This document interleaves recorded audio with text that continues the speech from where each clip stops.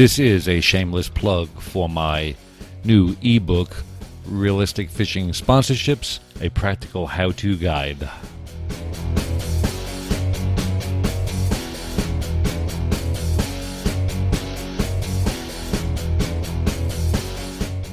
Hey everybody, Bob Smith here for bassandbobs.com and for Bob Smith Fishing, my YouTube channel. I want to thank everybody for dropping by my website, for watching my videos, and dropping by my Facebook page. Hey, if you drop by my Facebook page, hit me up as a friend, I'll add you. But today I want to talk about sponsorship, and I want to talk about one particular aspect of that. I want to talk about your value to a sponsor. You know who you want to approach for a sponsorship, and you got maybe an idea of how to go about that. But do you have value? And that value is what's going to determine if they're going to really, be interested. Now, we can start off assessing our value, and you got to be realistic. That's first and foremost in this whole process. You need to be realistic in your assessment of yourself. It's a necessary evil, and you might not like the end result, really, but it is necessary when it comes to successful sponsorship hunting. Visibility. That's a prime factor for high value to a potential sponsor. The more visible you are, the larger the number of people you'll be promoting to, directly or indirectly. So, where do you rate on the visibility scale?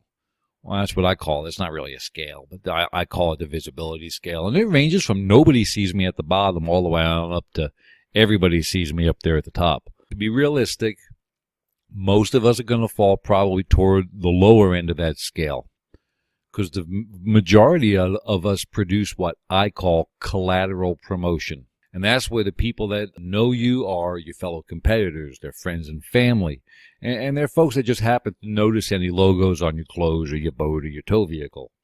The promotion you're putting out there is just happening through association and not being actively pursued to the largest possible audience. The newest advertising realm, the internet, which really isn't new anymore, but it is the newest. Out there, the cost of promotion is calculated in impressions. Impressions are the number of views of your advertisement, like a banner ad. The more views, the more valuable the advertisement, and therefore the more you can get paid for that ad. In your promotional sponsorship venture is the number of potential buying customers that you actively promote to. The larger the audience, the more valuable your efforts are to any potential sponsor. But just being seen isn't the only thing that adds value. Your personality plays a large role too. If you're comfortable talking to people, even total strangers, then you're heading in the right direction. You're always taught not to talk to strangers, I know. But you're heading in the right direction there. Being able to effectively communicate adds tremendous dimension to your worth for a sponsor. But, if simply seeing you was the only requirement, then they could stick a sign up there and be good. Engaging others to pass along your sponsor's message. It's what ties you to the product. Whether it's one-on-one at a local tackle shop or standing on a weigh-in stage addressing whoever's there, your words and the way you carry yourself will make people remember you and your sponsors.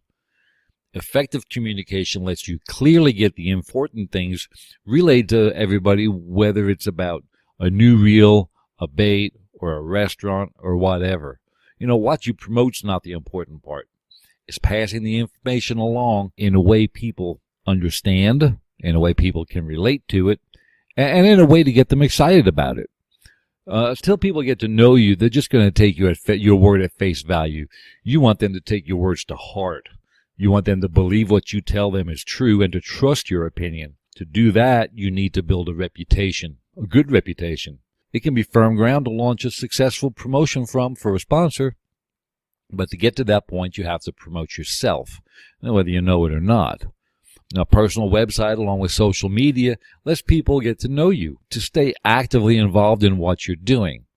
They get insight into how you think, and they get to know you.